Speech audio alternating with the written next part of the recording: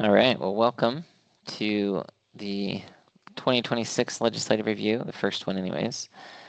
We'll have 6 of these during the session, and the goal is to get together, give a chance to talk about some of the proposed bills and what's going on, and then give you a chance to weigh in or share some of your thoughts or opinions. And so if you have any bills that you want to discuss, you can let me know. But if you're just here to get some information on them, that is great too. I am going to share the screen. This just gives a little bit about the way I think and believe and some of what we adhere to at Believe. This quote says, "You are good, but it is not enough just to be good. You must be good for something. You must contribute good to the world. The world must be a better place for your presence, and the good that is in you must be spread to others." I strongly believe that we're each given talents and gifts and good things we can do, specifically to bless others in the world around us. And I strongly believe that that's a stewardship we have from God, that He asks us to try and to be a force for good, and to recognize that we can do something. Even if we can't do everything, we can do something. So when we talk in these, we do very much like to keep respect and civility, understand that people will have differing opinions than you. So we don't put other people down for what they believe. And the goal of these is to listen to learn, not just to attack or throw out things. It's good to defend what you believe for sure and articulate that, but we don't have to attack others in that. So we will go on though to sharing the screen here on bills now. And again, if you have one you would like to discuss, let me know. But this, in getting started, I guess we can go back a little bit here. If you go to le.utah.gov, you have this bills tab, and you can click on 2026 bills if you want to look at any of these and follow along. When you come here, they break them into increments of 50, and they put the bills there, and you can hit the plus sign to see some of them. This first one, I only made it through HB 1 through 49, which means House Bill, and Senate Bill 1 through 49. There may be more than we'll get to. You can see them up here at the top. There's a number of bills to look at and consider. But as the weeks go on, we'll try and look at these. We won't be able to get through everything in the time we have. So again, if you have something, feel free to let us know that you want to look at. And you're welcome to jump in at any time. So the first one is, let's see, this is HB 29, Unfair and Deceptive Pricing Amendments. We've all grown tired in society, I think, of hidden fees, where you go through, something's advertised online, you click on it, looks like a good price, and by the time you get to the checkout point, the price is doubled or tripled or whatever it does. So Utah is proposing to ban these undisclosed fees. They say that a supplier, and sorry, the red underlined language means it's new language, so this is a new law. It says a supplier shall clearly and conspicuously disclose the total price when offering, displaying, or advertising the price of a product. And then they also have to disclose the final price more prominently than any other pricing information. And then they also cannot represent the purpose or the amount of a mandatory ancillary charge. And they define a mandatory ancillary charge to mean a fee that the supplier requires a consumer to pay to purchase a product. So if they were charging you a handling fee, they would have to disclose that as well. So these bills are popular, when we have something happen we don't like, our common reflex is to pass a law to ban it. And some of us may be super excited to get rid of the junk fees or the hidden fees. But something that I want to talk about is your thoughts on what this does to a small business owner that's trying to sell products online. And so, as an example, if you go to Believe's website, we have some shirts, we have some wristbands, a couple things you can buy. And those can be shipped anywhere where someone requests those to be purchased. But there are some laws in the US, such as a law that states you have to collect sales tax for the place where you ship it to. And in the United States, there are, to my knowledge, I don't remember, I think it's over 14,000, might be 11,000, but it's either 11 or 14,000 sales tax jurisdictions, which means that there are 11 or 14,000 different government entities that can impose a sales tax price or amount. They can have their own filing requirements for reporting. And so if you're a small business, there's no way logistically to track all of those. And most businesses pay for some type of sales tax reporting software, and these companies charge quite a bit. And the cost of our goods goes up quite a bit when we're trying to track 11 or 14 different thousand sales tax amounts depending on the specific address that's put in to ship to. It's a significant burden on companies. The bigger companies pay incredible amounts of money to try and comply with these things. But sales tax is one thing because your software at the very end, you can have a plugin that kind of changes that sales tax amount. But with this hidden fees prohibited, it says that the final price means the total price and any government charge. And then it defines government charge to be a fee that the government entity mandates on a product. So maybe by fee, they don't define fee here. Maybe they don't mean a tax. Maybe they mean something like a tariff. But it could mean tax. It could mean you have to give people the exact price. And then you're stuck now trying to have dynamic pricing on your website that changes based on where it's shipped to, what state the person's buying it from. You're also required to display it a certain way when advertising. And so anyone that has a consumer from Utah come to their website, they have to change what that looks like in relation to all the other 49 states. And so this is something that each state's starting to do more and more, where they each have their own regulations, what they want businesses to put on their websites, what they don't want them to put on there, disclaimers they have to have, disclosures they have to have, different things. And at the end of the day, the companies like Amazon have enough money to pay developers and software people to do all of what's required, but the small people like me or others that are selling a couple things online, there's just no way for us to do this. It becomes incredibly expensive. So I'm curious, when you look at things like this, what you think should happen with regulating businesses on the internet. Should states be able to regulate? To what extent should they be able to regulate? Should we leave it to the federal government to make one standard rule across America? For example, should the federal government just say, no one's allowed to charge sales tax on their own anymore, it's just one rate. We just know it's 7% across America for everybody. Or should states still be able to do their own thing? Curious if you have thoughts on any of that.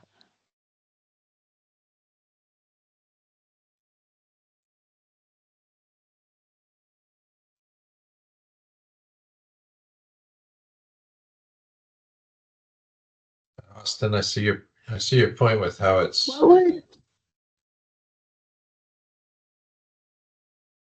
Go ahead. Sorry, I see your point with, as far as being restricted to small business. I think they can certainly word this law differently, and I don't know how they can expect anybody to put the sales tax and shipping in until they know where it's going and who's getting it. And I'm not sure how this hidden fees prohibited when you're advertising something.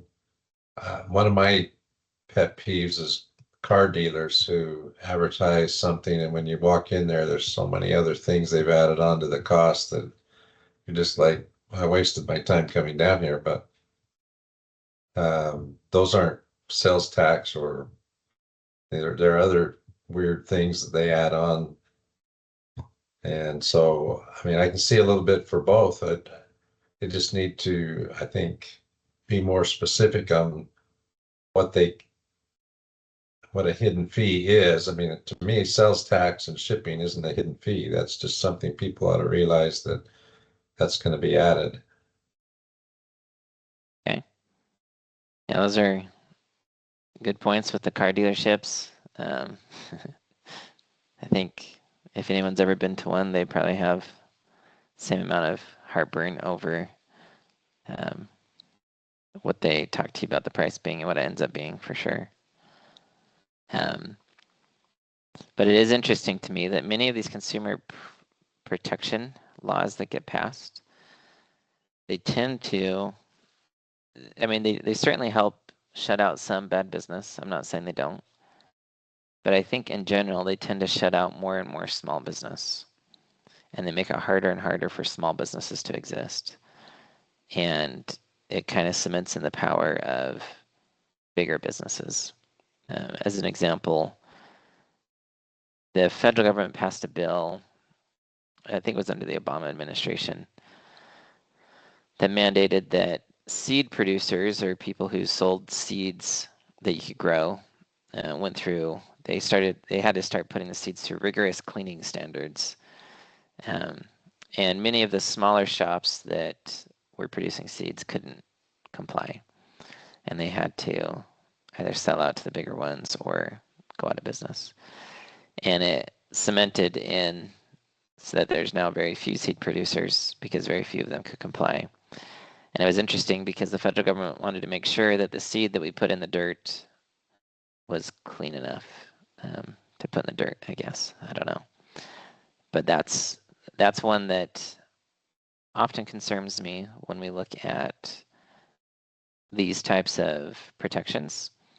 Because again, even if it's just one state that says, well, you have to disclose every fee you charge, if that's not uniform across the United States, then it gets very difficult. If one state says, well, you have to disclose, the other state says that's to be in the top left corner, the other state says that's to be in the bottom right corner.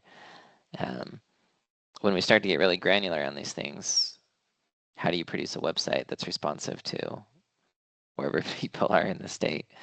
We're going to have to start putting in, before anything pops up, this is my shipping address, here you go, now you know who I am. I don't know, it's still an interesting thing to me to regulate state by state, because we're so free and open in America.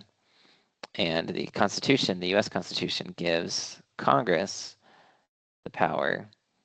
It doesn't say the states necessarily don't have the power, but one of the powers granted to Congress is the ability to regulate interstate commerce. And I think that the founders recognized it could get really hairy and weird if all the states started doing their own things. And so that was one power they gave Congress. You can let me know if there's any other thoughts on that. But this is another one, another consumer protection bill that has come in. Let's see if it tells me up here. This is SB 38. And this one, I think most people will be fine with, because none of us like telephone solicitations. But I thought this one was pretty funny. So telephone solicitations aren't banned in Utah. We're still allowing them. You have to get some new registrations and things with the division. But before you can even engage in your solicitation with the consumer, you have to tell them the company's legal name, the telephone number, the complete mailing address, and email address. And so it sounds to me like the government's virtually guaranteeing that sales calls won't be effective anymore. And maybe that's their goal, is to pretend like we still allow them, but then kill them. But again, these are things that if you do sales and you happen to call someone in a state that had a different requirement than another state, if you're in a call center or something, it gets complex. It gets interesting to deal with as you go through this. And the business side, again, makes it very difficult for a small business to get going. So this bill is super long, though. We won't go through everything here. But you can see we're down in lines 2960, basically. Now this one, some of you may care about. There's been a lot of angst in Utah over signature gathering for candidates for office. And I think, if I remember right, there's 3 bills in just the first 50 that I looked at so far that are looking to address some of the concerns. So this bill, interestingly, was it was approved by the Interim Committee on Government Operations. 6 voted for it, 5 voted against it, and 6 were absent. So it looks like it's close. We don't know if it will pass or not. But this one, there are some concerns for me in it. This is the highlighted provisions of the bill. And from what I saw, they were decently reflective of what's in the bill. So we have a requirement that anyone that signs a candidate petition to get them on the ballot, when their signature gets verified, the election official that verifies it is now required to post the name, voter precinct number, and date of signature of the registered voter. And then they have to maintain it there. The purpose of that, to my knowledge, is to promote transparency so that these can be verified, so that it's public information to say, you can verify that these signatures are real, they're real people, go ask them yourself type thing.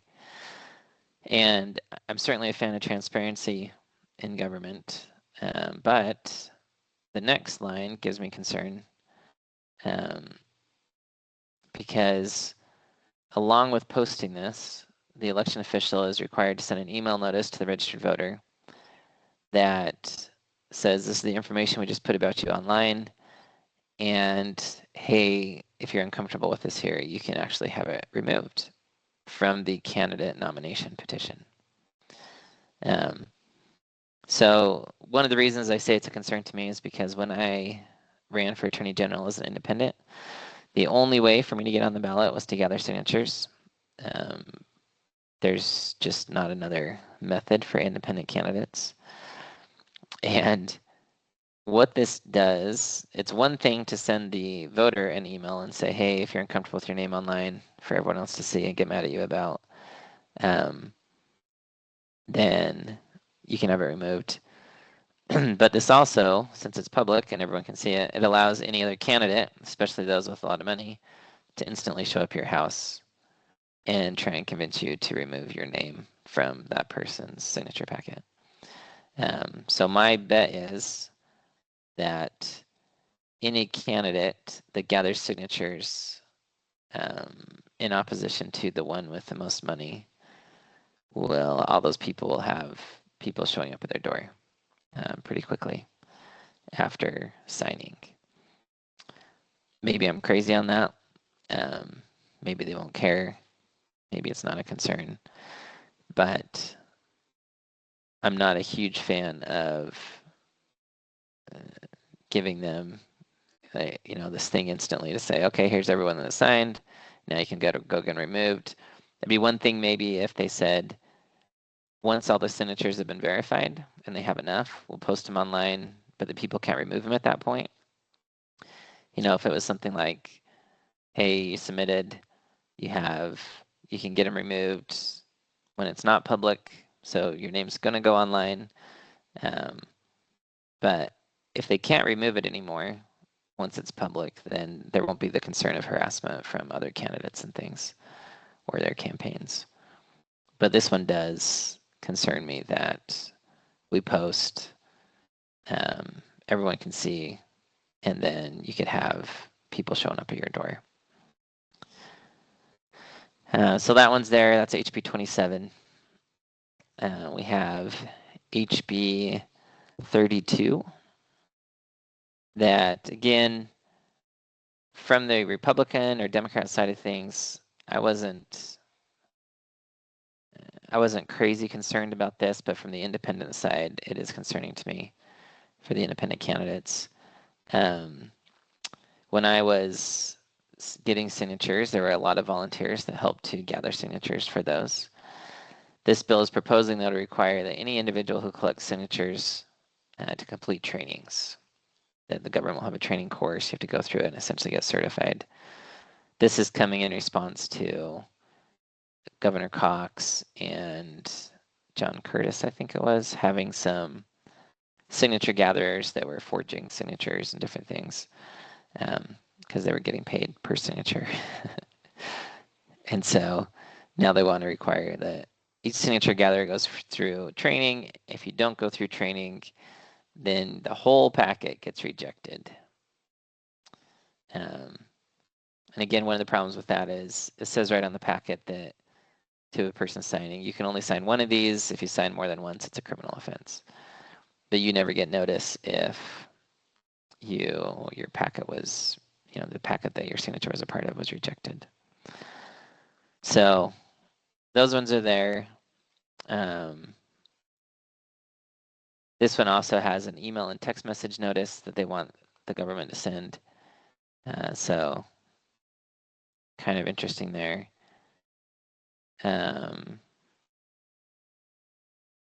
then this one, HB 25, is seeking to clarify that the H packet can only contain signatures from within a particular county.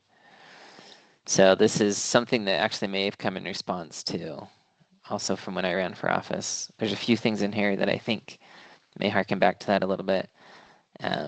Me and RFK, when he ran for president, we were statewide independent candidates. And there was intense confusion among the counties on who was supposed to count signatures. The law wasn't super clear on it. And in the end, I was on an email with the lieutenant governor's office and all the county clerks, just kind of this big email discussing where the signatures should go, because we'd try and turn them into Salt Lake County, for example, those in Salt Lake County, and they'd say, no, we don't count those. It's a statewide election. So eventually they ended up going to Davis County. Davis County counted them. And for a long time, Davis County has been the sole county that adjudicates all statewide contests, statewide or federal contests, because they're multi-county. And this is attempting to say, let's instead require that each packet only gather signatures from people in a specific county, and then they then go to the county. In some ways, that's a really good check and balance measure, because let's say that Davis County has people in it that are willing to just let certain candidates' signatures through and block others. It's a lot harder to play that game across every single county if that's the case. And I'm not saying that's the case. But in government, when you have those different things, it's very helpful to spread out the power, essentially. So I am supportive of that. The only thing, though, that's difficult about these is when you have people gathering signatures, again, if you're independent, you have to track every packet to the county the person lives in. It's a lot more compliance, but this is one ultimately that I think I'd be comfortable with because it helps produce more checks and balances in the government. And that is something that I'm a fan of. And if they did make it more clear as to who counts what, it also makes it easier for the independent candidates that run for state or federal office. Again, there's not a lot of them, so maybe it's not a concern for those, but those are some of them. Are there any questions or concerns on any of those bills or points you want to discuss?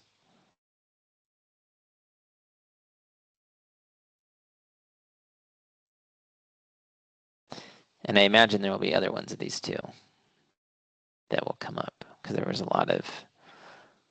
lot of heat in Utah, you could say, over these things. Okay, the next one. This one's interesting. This touches on a lot of interesting issues in our society right now. This is political signs.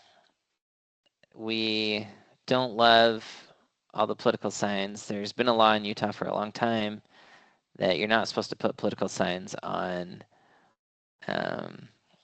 public right-of-ways. They're actually not supposed to go up on bridges. They're not supposed to go on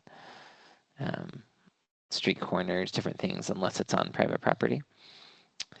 But the state has just kind of not enforced that forever. So if you're willing to break the law as a candidate, you can have your sign in really good spots. If you're not willing to break the law, then you don't get your sign in as good a spots as others.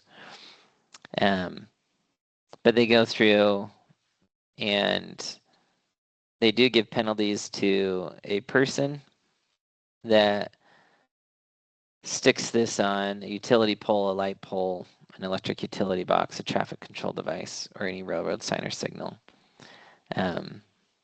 So in theory, they may, get you in trouble if they can figure out who did that. They're still not fully cracking down on putting it on bridges and roadways that it's not supposed to be on. They do create penalties for blocking or concealing the message or image on the political sign. So you're not allowed to go change those. It expands criminal penalties for defacing political signs. And then, let's see. Oh, this was the part here. Let's see. This one we missed. Specifies the form and placement of the disclosure for political advertisements. So Utah law requires that on a variety of political advertisements of a certain size, you have to say paid for by so-and-so. The goal is to try and help the public have an idea of who's supporting the candidate or the person. But in a lot of ways, I'm curious if one of these disclosures has ever helped any of you have any idea who is paying for the sign.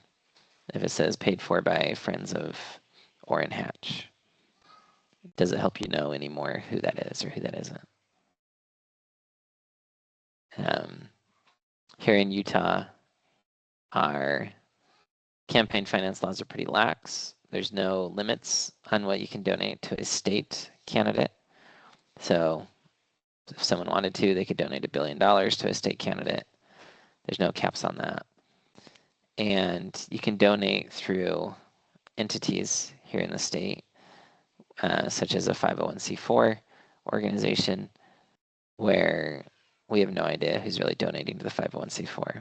We know the 501c4 donated, but we don't know who else was behind that.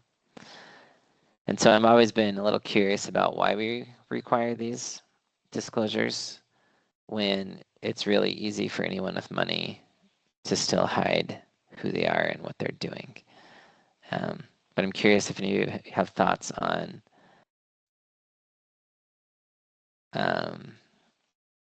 how much we should regulate money in politics. I'd say it's one the government's not looking to address too much. The politicians are pretty comfortable with the line currently, but it's one that society talks about a lot. And how should we deal with money, politics, and these different things? Is a little disclosure on our sign sufficient?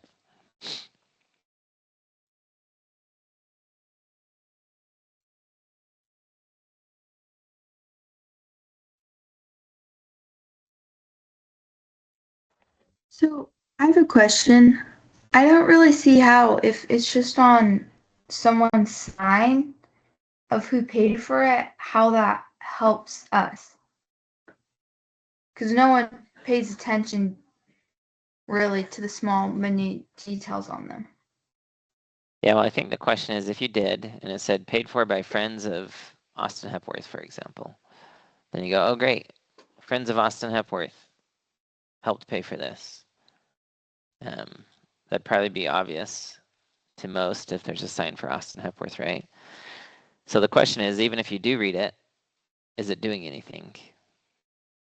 Or are we just regulating to pretend that we're doing something? And I think to your point, it's a valid point to say, is this doing anything or not?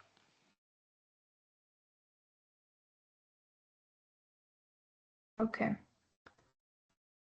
But from my perspective, it's not doing anything to actually give us valuable information.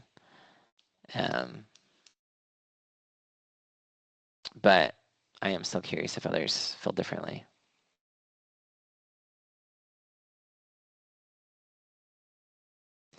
Because to me, to give us valuable information, we'd have to require the disclosure of any person anywhere up the chain that donated money that flows into a political campaign. That gets to be a pretty burdensome process, pretty complex. If you think about it for something like Target, does that mean anyone that purchased a product from Target has to be disclosed if Target puts money into something? We have these interesting scenarios in our society, but we're trying to figure out how to deal with money in politics, how to deal with the fact that a lot of money does tend to influence politicians. We want disclosure of that. But there's just so many ways to support a candidate that it starts to get interesting. At a minimum, I guess, the disclosure on the political sign, if it said paid for by something besides the candidate's campaign, then we would at least know that someone is putting a lot of money into supporting that person in a way that's not fully disclosed. You would at least know that much. If it said friends of Austin Hepworth instead of Austin Hepworth's campaign, you would know that other people are doing things without wanting to be fully disclosed. Because if they donate directly to the campaign as an individual, their name is disclosed. So anyways, again, things to think about and consider in our state. What's going to make politics good? What will help? How do we have transparency appropriately?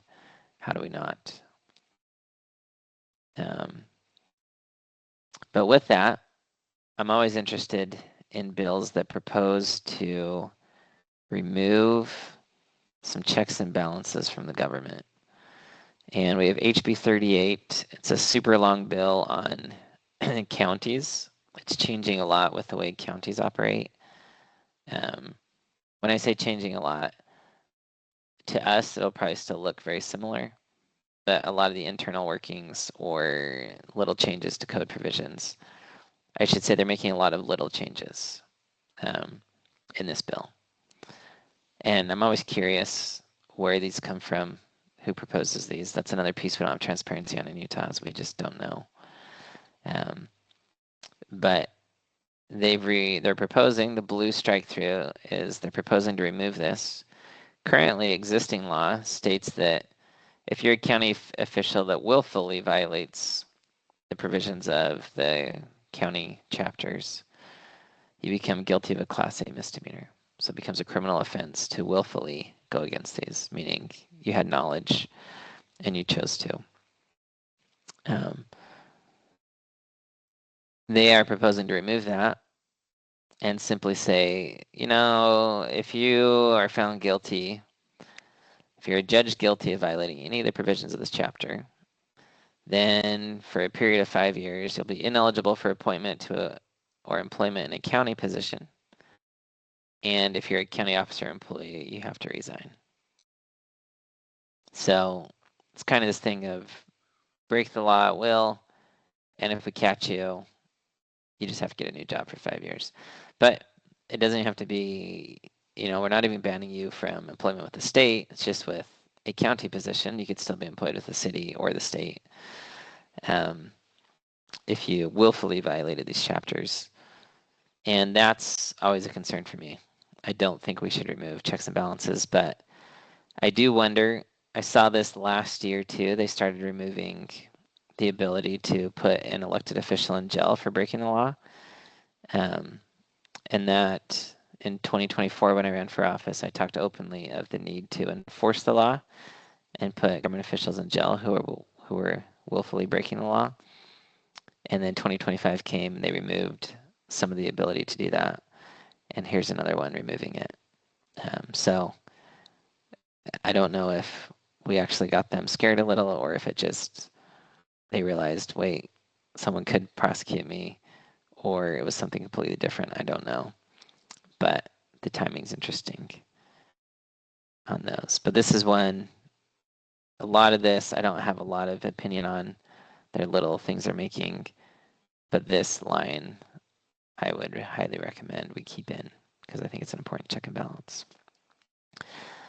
But if we contrast that with the government removing liability for themselves to willfully break a law, we have a bill proposed, this is SB 40, and it's a huge change to the business entities acts in Utah. Currently, you have a Limited Liability Company Act, you have a Corporations Act, you have a Nonprofit Corporations Act. Each act goes through and talks about how to create one of these, how to create a partnership, how to do different things. But this is kind of now making it so that all entities you create in the state have some general provisions that apply to every single one of them. So it changes quite a bit. There's a lot. This is another super long bill. And most of it, I don't think is too crazy substantive, meaning there might be little things that change, but nothing of super deep concern. Us attorneys will have to learn some new forms and things, but that's fine.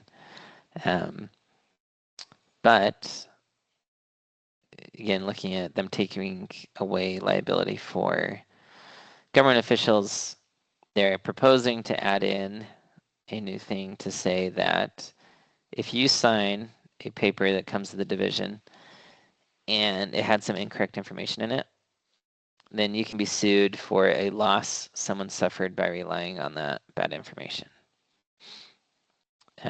So this is pretty wide open claims that someone might be able to make against you if you sign any form that goes to the division. And, I don't, as an attorney that does a lot of business work, I don't know of a story to share with you where someone suffered loss as a result of relying on one of these things, one of these documents. So I'm not sure exactly what they're attempting to address, but they are imposing personal liability to anyone and everyone who might ever look at the record and rely on it if you had something incorrect in it. So again, I'm a fan of, hey government, let's treat you the same. And if you're gonna knowingly put out bad information, then why can't we come after you? Or if you're gonna knowingly break the law, why can't you be held responsible for it other than just resigning? So those two there are to kind of contrast. I think government loves to put liability on us, make us kind of the enforcers of things, but remove that from themselves. Any thoughts or comments with those?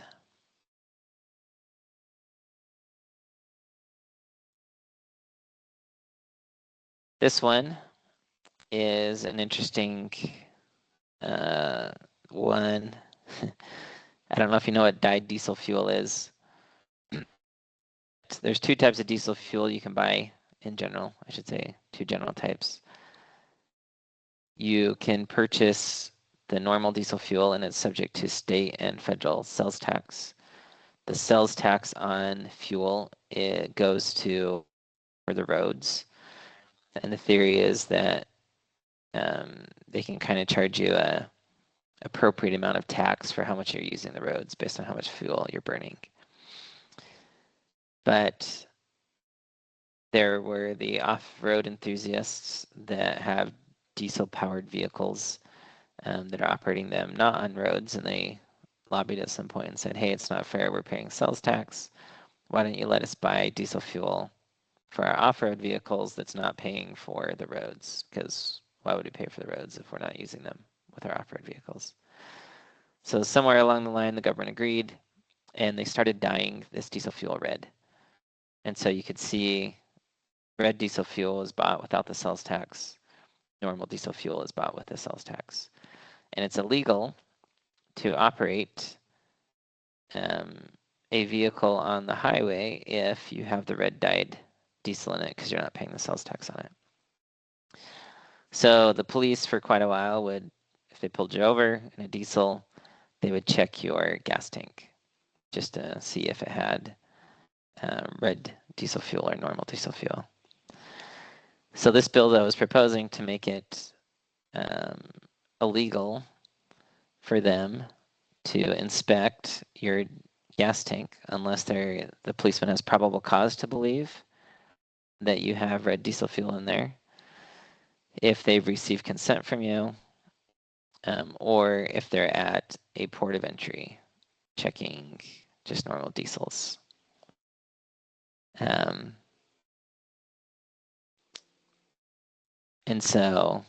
And then they say that just because it's a diesel engine, that does not constitute probable cause for an official to go and inspect. So what this does is essentially it makes it really easy for someone to buy the red diesel fuel, put it in their highway vehicle, and drive it without paying the road tax, essentially, because the police can't easily search that anymore. But on the flip side, this is putting it closer to being compliant with the Fourth Amendment, which says that the police aren't supposed to just search your things just because they want to and check things out. So I'm curious if you have any thoughts on whether this type of bill is good or bad, whether we should go through and be this specific about saying, hey, let's no longer search people's vehicles just because for diesel fuel and support the Fourth Amendment, or if we should leave it as is, let the police search. Curious what your thoughts are.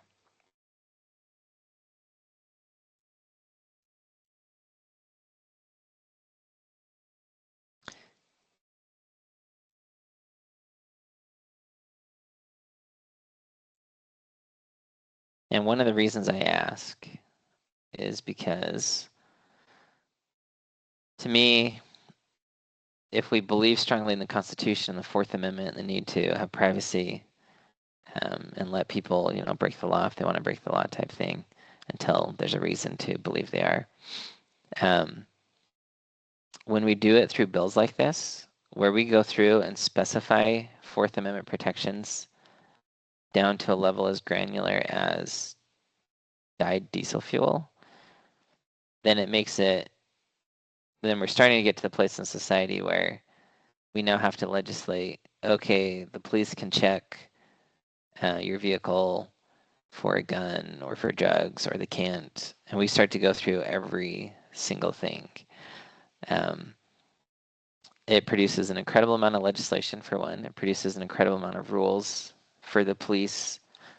As a second thing, very difficult as a police officer to, I can do this, I can't do that. Oh, that's dyed diesel fuel, can't touch it, but I can do that here or whatever. And instead of just having the Fourth Amendment exist and saying, hey, we just don't search without probable cause, let's just reinforce that fact. When we go through like this also suggests that in all the other situations we haven't mentioned, it's more appropriate for a police officer to search without probable cause. because we're starting to highlight the areas we care enough about to talk about. And to me, this starts to break apart the Fourth Amendment, and it starts to break apart the respect for law, because in some ways, the ability to get this through, that, hey, you have to have probable cause for this, but not for this, that's related to lobbying, what friends you have in the legislature, that different type of thing. And people start to feel that. It just stops making logical sense. Why do we enforce the rule here but not here? Well, because they passed a statute. Well, why? We don't know. So I am a big believer in the Fourth Amendment. I'm a big believer in the police not searching us and doing things without probable cause and a warrant. But the Fourth Amendment also talks about a warrant. This doesn't necessarily, because it takes too long to get a warrant, they say, when you're cool and you can drive away. But again, we're playing with the Fourth Amendment quite a bit. The courts have been all over the place with the Fourth Amendment themselves. They've kind of created this patchwork style system to it, and our legislation's following. But to me, the concern is that degrades the privacy protections of the Fourth Amendment, because now if we want privacy in a specific place, we have to go get it legislated through. But that's my concern with things like this. Again, I'm not concerned that we're enforcing the Fourth Amendment. I would just support a bill that says, hey, police, you can't search. You need a warrant. And if we truly believe there's some situations where it has to be on probable cause alone, then make those very limited exceptions, rather than, oh, use it here, don't use it here type thing. But feel free to let me know if you have different thoughts on that. This one, which is HB 46, Taxpayer Information Sharing Amendments, goes in conjunction with the search Fourth Amendment concerns.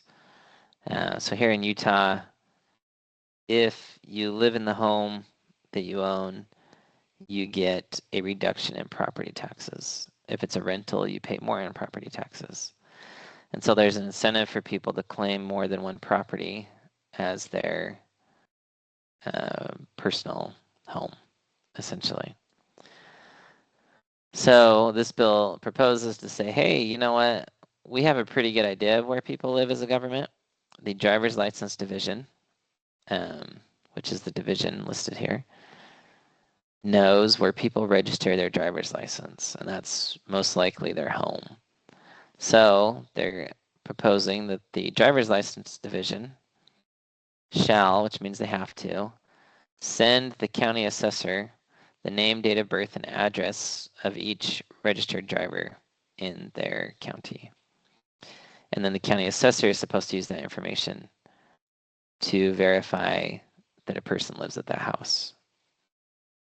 And so if your driver's license doesn't match your personal residence address that you filed with the county assessor, you could lose your property tax exemption, not exemption, but reduction on personal property taxes. So I'm curious if you have thoughts or concerns or feelings on one government entity sharing information with another government entity to help that government entity inspect you better, you could say. They can't come around to your house without probable cause, but let's just make it so we can just verify. You know, we share information and the computer can just tell us where's all the mismatches, where can we get more money from?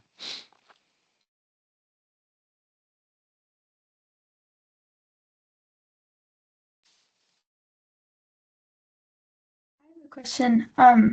This bill kind of makes me think I think part of having freedom is that you don't live in a perfect society and that people are sometimes going to bend the rules.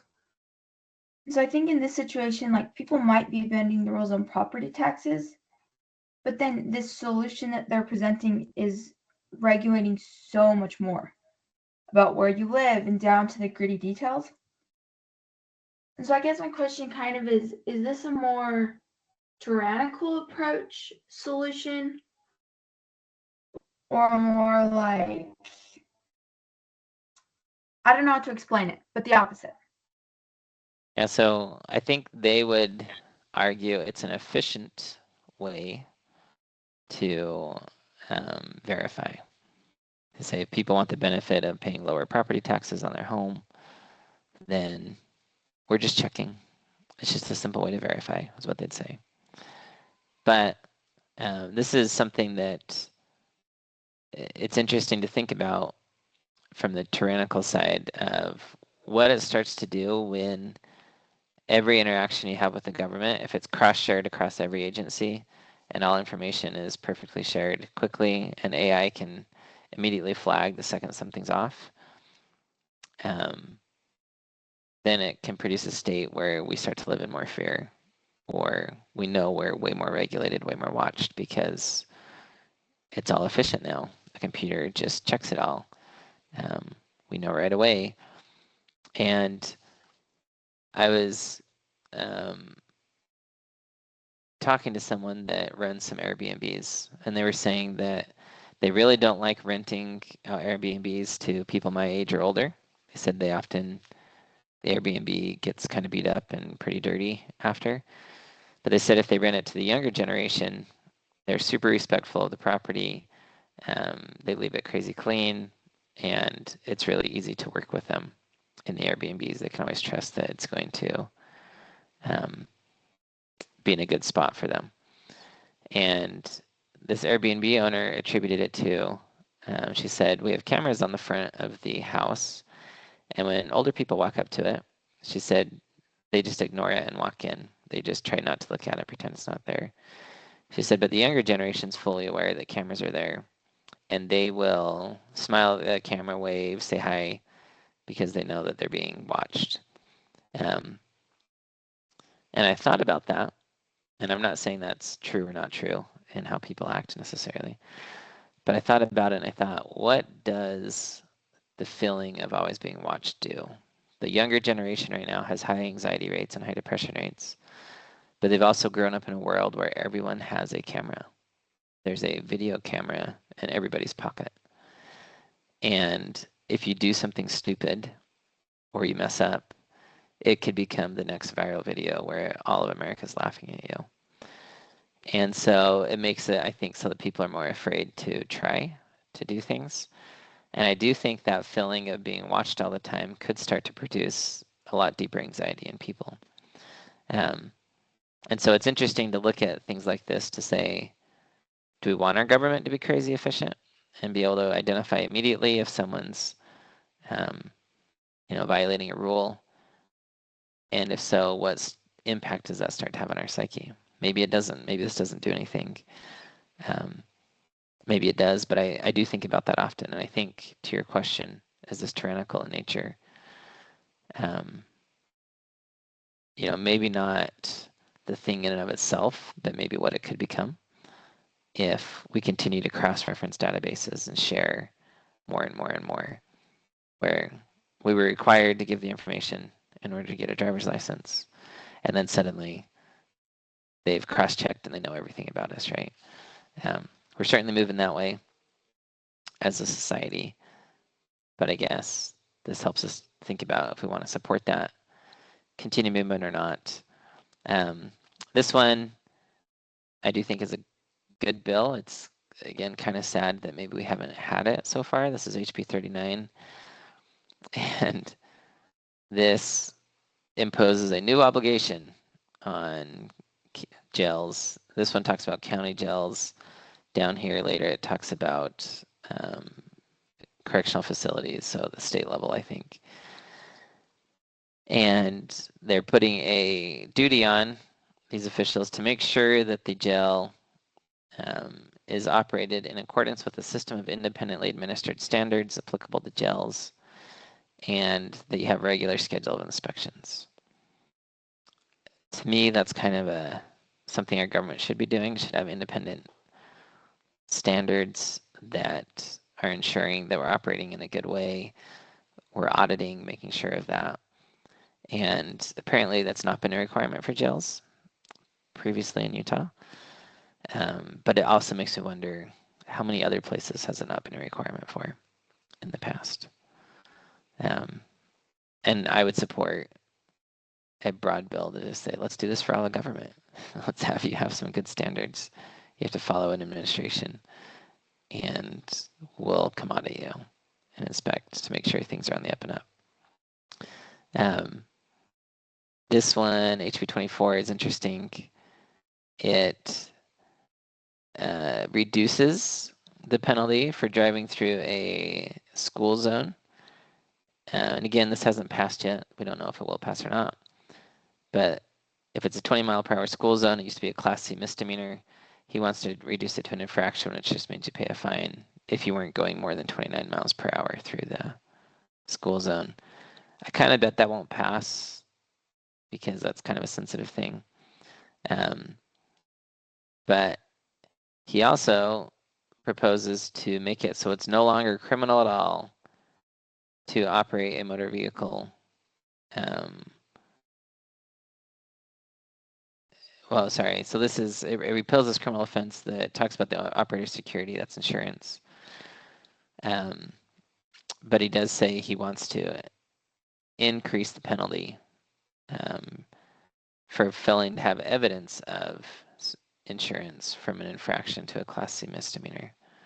It's kind of all over the place. And then he wants to reduce the penalty for the criminal offense of careless driving from a Class C misdemeanor to basically an infraction, which is a speeding ticket. So I'm not sure what's driving him on this. My perspective is this will make our roads less safe. I'm not opposed, if you're a careless driver, to having some slightly harsher penalties, but that one is proposed. And so we are at 1 o'clock. I'll just close with this one. This is HB 23, Service Animal Amendments. And what it's proposing is a couple things. It wants to make it the penalty apply more for messing with someone's service animal. But it also is saying that the Division of Corporations and Commercial Code is going to be required to publish information to assist the public in understanding the current laws and regulations regarding service animals and public accommodation. So I'm a huge fan of the government being required to actually tell us what the law is, but I think it's super sad that we only do it for very few select things. We'll tell you what it is with service animals, but anything else you want to know what the law is, we don't have to tell you. Go pay an attorney to figure it out for you. And so I certainly support the principle behind the bill of the government telling us what the law is and providing it in a way that we can understand. But I do think this should be rolled out to all areas of the law, not just service animals as well. But there's certainly plenty of other bills. And so we appreciate you joining with us today. If you have anything that you want to talk about in particular next time, please let us know. And sorry, it looks like I just missed the chat that was going on because my screen share was up. And so there was a question about if the bill outlawed dynamic pricing. I'm assuming that was the first one. And dynamic pricing for the product itself is already illegal under some laws that aren't strongly enforced. And the government has been trying to crack down on companies on that. But we have the thing of, what is dynamic pricing? Is it a sell? Different things. There's all different types of ways to mess with that. And the bill doesn't necessarily outlaw dynamic pricing in of itself, as long as you can tell the consumer that's on your website what the final cost is. Here's what you'll get charged if you order today, type thing. And I think as long as you said, if you order within the next hour, it's this price. If you order tomorrow, it's this price. That would be full disclosure and satisfaction of it. But it's more outlawing the junk or hidden fees that go with it. But thanks for being on today. We will do this again next Tuesday.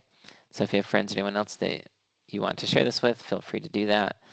And if you have bills that you want to talk about or hear about in the news, just shoot me an email or message on those and we can talk about them. But thanks for joining today. I appreciate you. Thank you.